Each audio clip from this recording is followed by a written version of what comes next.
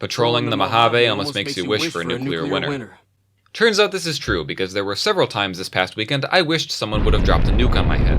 Okay, I'm kidding, but only a little bit, because I went to the Fallout fan celebration in Goodsprings, Nevada, and it was probably one of the best experiences of my life. But it wasn't without its fair share of challenges. And not even fun ones like smacking an old guy with a golf club. So listen, as I tell the tale of my weekend getaway to Nevada, where my dad, who's only seen the Fallout show, and I went to a variety of locations, all while I explained various aspects of Fallout lore to him. Our journey began when we landed at Camp McCarran, which is actually not called McCarran Airport anymore. It's Harry something now? Anyway, everyone still calls it McCarran.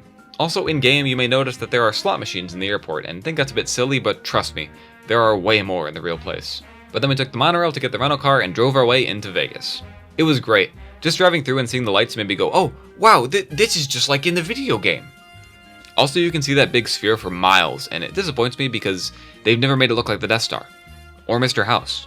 Anyway, we drove past the iconic Vegas sign and didn't take a picture because, I mean, look at it, it's tiny. I'm not gonna try and find somewhere to park just to see this. Plus, I got to see the new Vegas sign later anyway. After this, I got a burger at In-N-Out. I wasn't sure if I was gonna mention it in the video, but this was my first time eating there and it was alright. This video I saw as a hormonal teenager set my expectations too high, I think. But after a half-an-hour drive through the pitch-black desert, we saw a shimmering light. The Buffalo Bills Casino in Primm. That's right, I stayed at the real-life version of the Bison Steves, complete with a broken roller coaster, crumbling ceiling tiles, and a lack of hotel staff. Seriously though, it seemed like the hotel was very understaffed because when we got there we had to wait in line like 20 minutes just to check in because there was only one receptionist.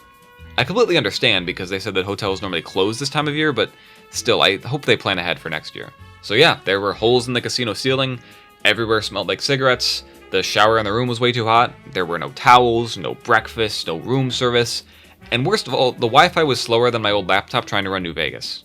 It was magical. It might be a little mean to say it, but I actually felt like I was staying at a hotel that survived a nuclear apocalypse. It really did add to the experience more than it took away. Also, shout out to the guys who hung an NCR flag on the outside of their door on the first floor. Thankfully, the mattress didn't look like this, and we got some sleep before our first day. Friday, we went down to the main floor to see a massive line snaking around the slot machines. Turns out this was the line for registration. We had bought our tickets ahead of time, but we had to go through this to get our wristbands for the weekend. You see, this was the first year that they charged ticket prices for the event, which I saw complaints online about, but with what I heard from people in previous years, it was needed, since this was the biggest year yet. But waiting in this line for over an hour actually wasn't that bad, since we got to take our first look at all the great costumes. I saw a ton of NCR Rangers, Vault Dwellers, Enclave Soldiers, and just a ton of other creative costumes. I'd be here all day if I tried to list them all. And during this time, my dad would point to someone, ask me what their costume was, and he was increasingly surprised every time I would say something like, oh, wow, that's a great Joshua Graham, or, ah, look at that Volpez costume, or, whoa, that guy has a Pimp Boy 3 billion. He thought I was making that one up, by the way.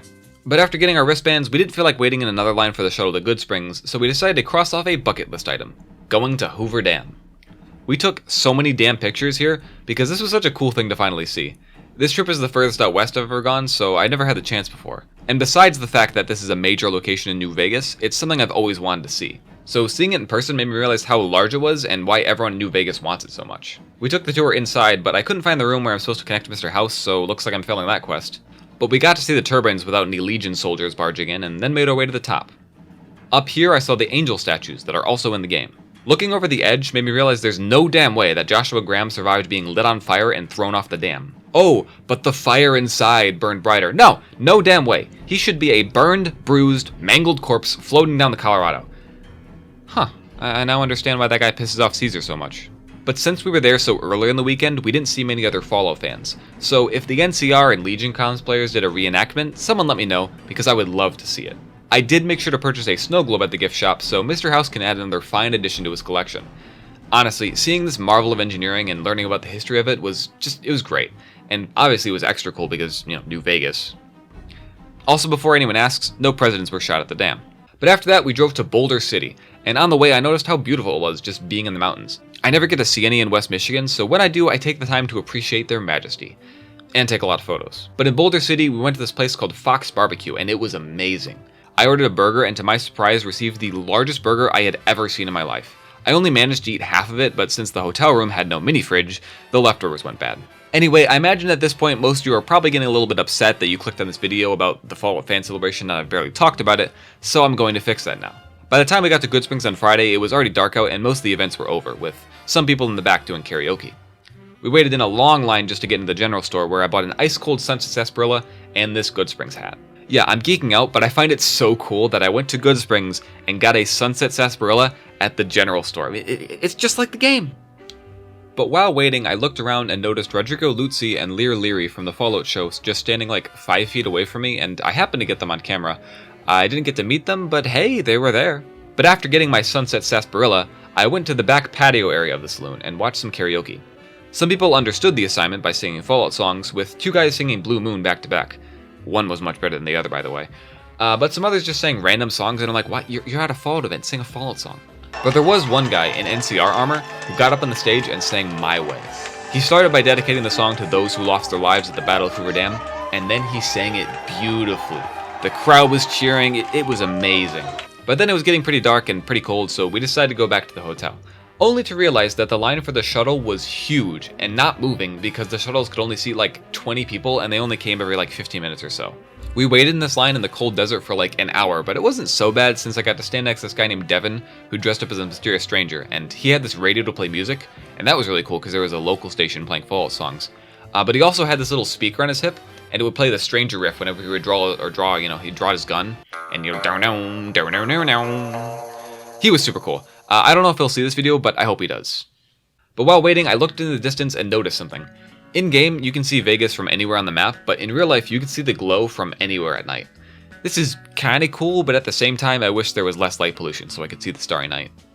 But the event organizers must have made a call because eventually a bunch of charter buses showed up, and the line moved much faster after that.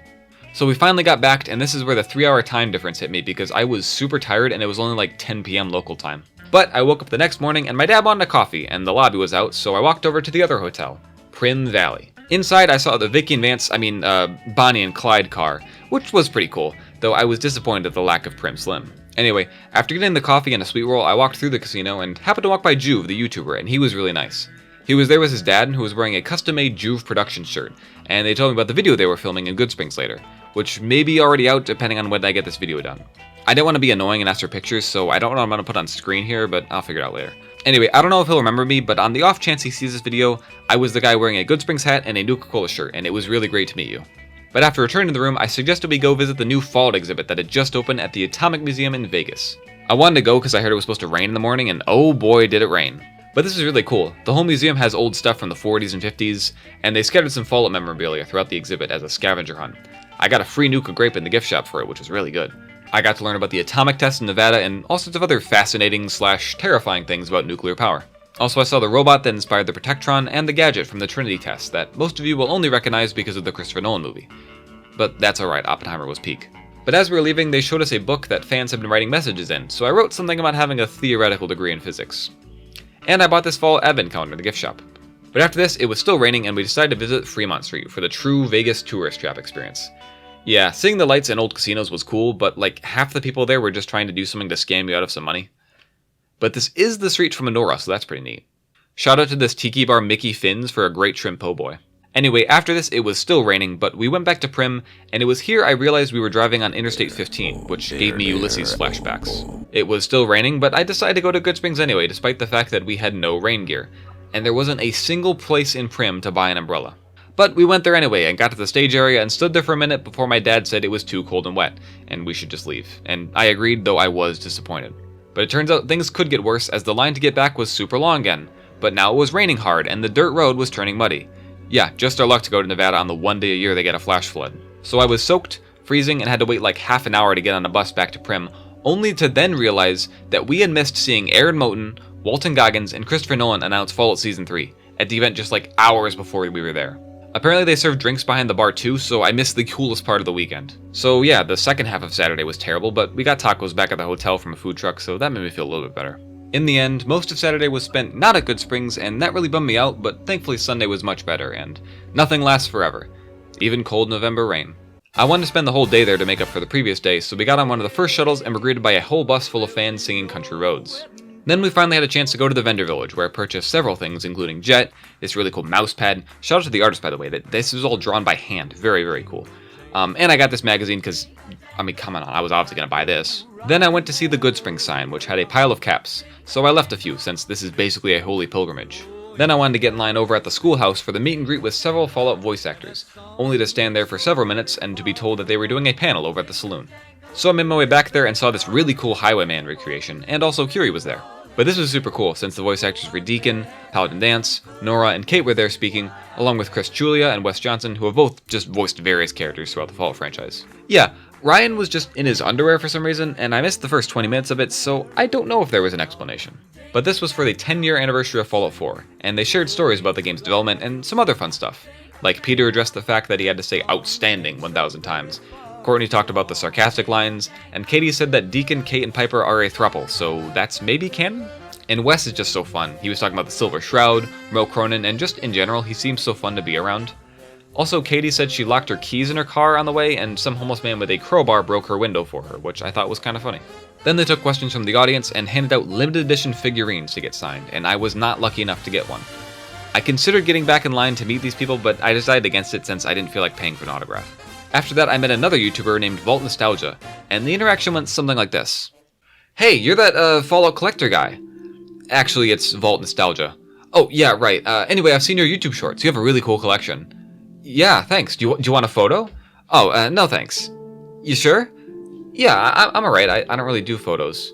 And then he gave a sad face, and I felt so bad. So if he sees this video, I'm sorry. I should have taken a picture with you, man. You had the cool Benny outfit, and I'm sorry. But right next to him was a guy in full Helldivers armor for some reason, and he was hilarious. He was looking for recruits and having them sign up in crayon. But then I went to the top of the hill and got a nice view of the town. I'll mention it now that this town only has a population of 200 and there were thousands of us, so the fact that the event went as well as it did is a miracle. Back at the saloon there was this great band called the Sonic Shakers, and they played a wide variety of music, from AC/DC to Maroon 5 to Meredith Brooks. But then it started to rain again, so we went inside and sat down in the Pioneer Saloon. My dad there ordered a Dirty Wastelander and I ordered a Clean Wastelander. Inside there were just a ton of people walking through with costumes, sitting down, hanging out, and there was some great makeup too. I met Betty the Ghoul. She was really nice. She gave me Mentats and some Star Bottle caps. She and her wife were just lovely. And they both were doing a ghoul voice the whole time, so, I know that's not very fun to do, so props to them. I also saw a guy with an amazing, Walton Goggins ghoul cosplay. There was a guy who dressed up as Marty Robbins, and he did the pose. I sat with this guy, Nathan, I think was his name. He had a King's jacket, but he said he also wore an NCR Ranger suit the day before. I saw a lot of people with Tunnel Snakes jackets too, so I heard Tunnel Snakes rule a lot. But in this saloon, they have a shrine to New Vegas in the corner with a 360 setup. While I was sitting there, I watched a guy sit down, move the level 2 character to the abandoned Brotherhood bunker, and walk away. Then soon after, someone else walked up and said, "Alright, who started Dead Money?" And it was very funny. Then the rain let up a bit, and I watched Fallout Family Feud, hosted by Benny, with some drunk NCR soldiers, and they were really nice. But it was getting cold again, so we returned to Prim for some more tacos, and that was the end of the day. In the morning, we packed up and flew home. So yeah, that was my experience at the Fallout Fan Celebration in Goodsprings. It was kind of a mess at points, and in some ways I was left a little disappointed, but on the other hand, I had an amazing time, and I finally got to visit the Mojave Wasteland. Everyone I met was so nice, which after having been in the Fallout fanbase online for a few years, I was not expecting. Some people started yelling when one guy said Dead Money sucks, but other than that, it was so lighthearted. Especially when you compare it to some things I've seen people say about Fallout 4 online. Big thanks to everyone who helped put the event on, at Prim, at the Pioneer Saloon, Fallout for Hope, the shuttle drivers, the voice actors who came to the event, and just anyone else who had to put up with a bunch of crazy nerds for a weekend.